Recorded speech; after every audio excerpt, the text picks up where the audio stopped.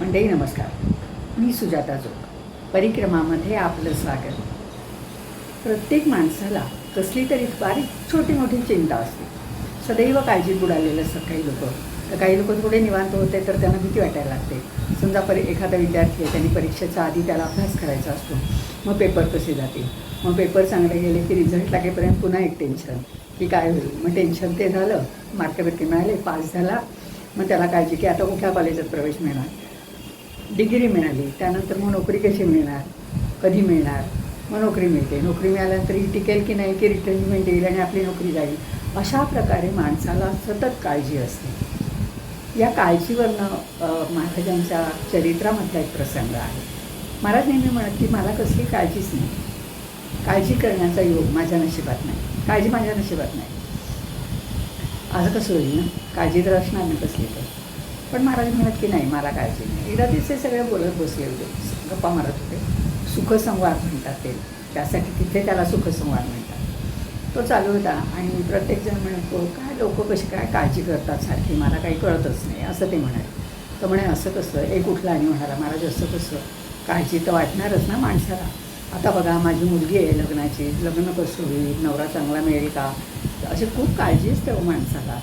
ते म्हणाले हो बरं, मुलगी आहे म्हणजे बरोबर आहे, तुमचं म्हणणं अगदी रास्त आहे. मग दुसरा एक येतो, मग तो म्हणतो की आता मुलगा आहे पण तो शिकला पाहिजे. असं प्रत्येकजण आपापल्या काळज्या महाराजांसमोर येऊन मांडत राहतो. आणि महाराज प्रत्येकाचं छान ऐकून घेतात आणि त्यांचं संतोषसुद्धा करतात. म्हणजे त्यांना म्हणतात नाही नाही तुमचं बरोबर आहे, काळजी तर वाटणारच, तुमचं अगदी योग्यच आहे. आणि म्हणतात पण आता बघा हे सगळी कारण तुम्ही सांगितली, आता माझ्याकडे बघा, मला माझी बायको आहे ती असून नसल्यासारखीच आहे. ती अंध वगैरे होती, त्यांच्या चरित्रात ते आता मी डिटेलमध्ये नाही जात, ती असून नसल्यासारखी असं ते म्हणाले. त्यानंतर मला मुलगी नाही, त्यामुळे तिच्या लग्नाचा प्रश्न नाही. मला माझं असं नातेवाईक कोणी नाहीच आहे. तुम्ही सगळे येता, आता तुम्ही सगळे आपापल्या घरी गेल्यावर पुन्हा मी एकटा, म्हणजे माझं कोणी नाही आहे इथे, मग मी कसली काळजी करायची. मला तर काही कुठे मी काळजी करावी असं काही नाहीच आहे, माझ्या नशिबातच काळजी नाही आहे. तर आता मी एवढी कारणं सांगितली, तुम्ही पण तुमची सांगितलीत. आता तुम्ही एखादं जरा कारण शोधा ना माझ्यासाठी की मला काळजी करावी लागेल. तर मग प्रत्येकजण विचार करायला लागला तर काय. मग काका फडके म्हणून त्यांचे एक भक्त होते, ते उठले आणि ते म्हणाले महाराज अन्नदान तुम्ही प्रसिद्ध आहात अन्नदानासाठी. तर तुम्ही असं आता बघा आज कोठीच्या खोलीमध्ये फक्त तिखट आणि मीठ याशिवाय काहीही सामान नाही स्वयंपाकाचं, आणावं लागणार आहे. तर तुम्ही काहीही सामान न आणता उद्या 200 लोकांना 200 जोडपी 100 जोडपी म्हणजे 200 लोक जेवायला घाली असं जर तुम्ही संकल्प केलात आणि काहीही आणलं नाही बाजारात, तर तुम्हाला काळजीच लागेल ना की उद्या दुपारी काय करणार आहे मी. तर मला म्हणाले अरे वा, अशी हुशार माणसं हवीतच, छान सांगितलं तुम्ही. आत्ता मी संकल्प करतो की मग आधी सगळ्यांना सांगतो की कोणीही मला विचारल्याशिवाय बाजारातून काहीही आणायचं नाही सामान. झालं, ठरलं. आणि मी 200 लोकांना उद्या 100 जोडपी मी जेवायला घालणार आहे असा संकल्प मी आज करतो आहे. आणि ठरलं की संकल्प केला महाराजांनी. प्रत्येकाला चिंता की बापरे कोठीच्या खोलीत काय आणायचं पण नाही आहे सामान, मग काय होणार आहे. दुसरा दिवस उजाडला, सकाळ झाली, सगळ्यांनी महाराजांनी नेहमींची आधनिक वगैरे लोकांनी पण आवरलं. आज काही स्वयंपाकघरात काही कामच नाही, कारण चूल पेटवायचीच नव्हती आज. मग सगळेच येऊन महाराज सकाळीसुद्धा बरेचदा प्रवचन करत. त्यांचा प्रवचन म्हणजे असा सुखसंवाद म्हटलं तसा होता. तर त्या दिवशी 10 वाजता महाराज आले आणि त्यांनी निरूपणाला सुरुवात केली. निरूपणाला त्यांनी पद घेतलं, ते अभंग पद म्हणजे की आम्ही काय कुणाचे खातो रे, तो राम आम्हाला देतो. आपल्याला समर्थांचं एक प्रसिद्ध पद माहीत असेल. त्याच्यामध्ये की दगड पडला की त्यातून जी एक बेडकी निघते, ती त्या दगडामध्ये कशी जिवंत राहते, कोण तिला पाणी देतो तिथे, किंवा अशी वेगवेगळ्या गोष्टी त्याच्यामध्ये त्यांनी दृष्टांत समर्थांनी हे सिद्ध करण्यासाठी दिले की तो राम आम्हाला देतो. आमचं काही नसलं तरी राम आमच्यासाठी ते निर्माण करतो, आम्हाला देतो, आम्हाला जगवतो, असं त्या पदात नाही. महाराजांनी ते पद निरूपणाला घेतलं. अतिशय उत्तम रंगून जाऊन 2 तास महाराजांनी प्रवचन केलं, ते निरूपण केलं, संपवलं आणि बसले. तोपर्यंत 12 वाजून गेले. थोडा वेळ कोणीच काही बोललं नाही, सगळे शांत. महाराज बसले, भक्तही बसलेत. नंतर मग बराच वेळ झाला होता तास. त्यानंतर मग एक बाई म्हणाली की महाराज माझं काही नाही हो, पण यांना अगदी भूक सहन होत नाही. तर काय करायचं म्हणजे? मग दुसरी बाई म्हणाली, हो ना, माझंसुद्धा काही नाही हो, पण मुलगा मुलं भूक करतायत ना, त्यांना काय? महाराज काही बोलत नव्हते. महाराज शांत होते. भजन चालू होतं मधून शांत बसले होते, ऐकत होते सगळ्या. त्यानंतर बराच वेळ गेला. पुन्हा मग एक 6 वर्षाचा एक मुलगा आला आणि त्याने महाराजांच्या कमरेला मिठी मारली आणि म्हणाला, मला भात द्या, मला भात हवा आहे. तर महाराजांनी त्याला सोडवलं आणि त्याला म्हणाले, तू रामाकडे जाऊन भात मार, असं सांगितलं त्यांनी. आणि रामाकडे मार हे शब्द झाले. तो जाणार आहे तेवढ्यात एक गाडी, बैलगाडी सामानाने भरलेली येऊन समोर उभी राहिली. त्यातनं माणूस उतरला. 2-3 लोक होती, त्यातला एक पुढे आला. त्यांनी महाराजांना नमस्कार केला आणि चौकशी केली आणि म्हणाला की, महाराज मी सगळं सामान घेऊन आहे, मला मुलगा झाला तर मी 200 लोकांना जेवण देईन असा मी नवस इथे बोललो होतो.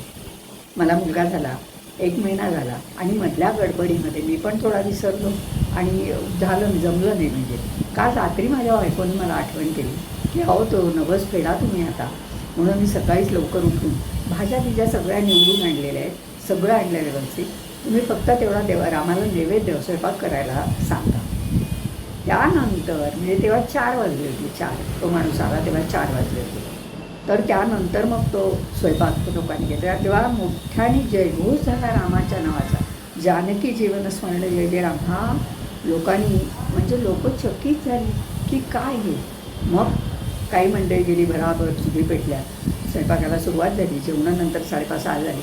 पण महाराज त्यावेळी काय म्हणाले की तुम्ही अनन्य भाव हा परमेश्वराला प्रिय आहे. तुम्ही अनन्य भावाने आपला भार त्याच्यावर टाकून द्या. रामापाशी लबाडी नाही चालत. इथे तुम्ही स्वच्छ निर्मळ अंतःकरणाने तुम्ही त्याच्यावर श्रद्धा ठेवा.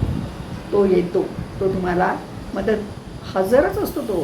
तो फक्त थांबतो की तुमचा मनाची शुद्धता कधी आहे, किती आहे, याच्यासाठी तो थांबलेला असतो. त्याला लबाडी नाही आवडत. त्यामुळे याच्यातनं सांगायचं तुम्हाला असं आहे की तुम्ही सगळ्यांनी देवावर पूर्ण भरोसा ठेवा. आता आज आला हा, त्याला रात्री का आठवण झाली असेल, आपण पण विचार करूया. तर महाराजांनी हे सगळं सांगितलं आणि ही श्रद्धा वाढवणारी हा प्रसंग महाराजांच्या चरित्रातला मी जेव्हा वाचते तेव्हा मला अतिशय आनंद होतो. मला असं थांबते, माझ्या मनाला पण ती सवय लागली की पेशन्स, आपण म्हणतो हा पेशन्स होईल. तसं मी सांगते नाही होईल, महाराज होऊन देतील, तर राम बघून देईल काय ते, आपल्याला काय करते, आपण थांबूया ना, आपण त्याच्यापुढे गाराणं मांडू आणि मोकळे होऊ. काही नंतर काय होतं की मनाला पण ही सवय लागते आणि त्याच्यातनं आपण आपल्या काही आता बरेचसे आजार सायकोसोमॅटिक निर्माण होतात. जो माणूस सतत काळजी करतो त्याला आजारसुद्धा येतात. तर त्यामुळे मला असं वाटतं की अशी चरित्र वाचनाचे जे काही माणसावर परिणाम होतात त्यातला हा पण एक म्हणजे निदान मी त्याचा आनंद घेते, नेहमी अनुभव आहे. खूप संकट आहे, येत असतात, प्रत्येक माणसावर संकट येतं, पण त्या संकट काळामध्येच तुमची श्रद्धा जराही ढळमळता कामा नये आणि अगदी अनन्य भावाने आपण त्याला शरण गेलं पाहिजे. तो तुमचं चांगलंच करणार. कधी कधी आपण म्हणतो बघा आपल्याला मदतीची गरज असते, आपण विचार करतो स्वतः काय करता येईल, कुणीतरी येतो आणि आपल्याला मदत देतो. आता तिथे काही तो कोदंडधारी राम नाही येणार, कुणाला तरी तो तशी बुद्धी देतो. तर आपण म्हणतो अरे वा बरं झालं रे, मला हवंच होतं, अगदी देवासारखा धावून आलास. देवासारखा नसतो, देवाने त्याला बुद्धी दिलेली असते म्हणून तो ऐकला असतो. तसं प्रत्येक ठिकाणी एक आपण बघत राहिलो. सुफी तत्त्वज्ञानसुद्धा असंच आहे. ते तर थोडं अजून वेगळं आहे की ती फुलं जी फुलली आहेत ती माझ्यासाठी, ईश्वराने माझ्यासाठी दिली आहे, मी ती बघितली पाहिजे. हे सगळी त्याची कृपा आहे माझ्यावर, म्हणून इतकी सुंदर हे निसर्ग आहे. तर अशा प्रकारे आपण जो परमेश्वरावर अढळ श्रद्धा जर आपली असते, सण उत्सव आता रामनवमी झाली म्हणून मी हा प्रसंग मुद्दा वाटल्याने मी सांगितला. तर हे उत्सव वगैरे सण वगैरे करायचेच, त्याच्याबद्दल काही नाही, पण त्यानंतर जी तुमची संबंध वर्षभर आपली जी त्याच्यावर नितांत श्रद्धा आहे ती कायम राहिली पाहिजे. तर एक मी मुद्दाम काही आता ठरवलेलं आहे की काही प्रसंग महाराजांच्या चरित्रातलेच आहे, काही त्यांच्या बाबतीत घडलेले, म्हणजे की ते आपल्यासाठी कसे धावून आले हे करणारे, किंवा काही वेळा ते रामाचं उदाहरण देऊन लोकांना पटवून देत आहे, ते असे पण बरेच प्रसंग आहेत. तर अधूनमधून काही ना काहीतरी प्रसंग सांगायचे असं मी ठरवलं आहे. तर आता मी इथे थांबते. पुढल्या वेळी पुन्हा भेटेल. धन्यवाद.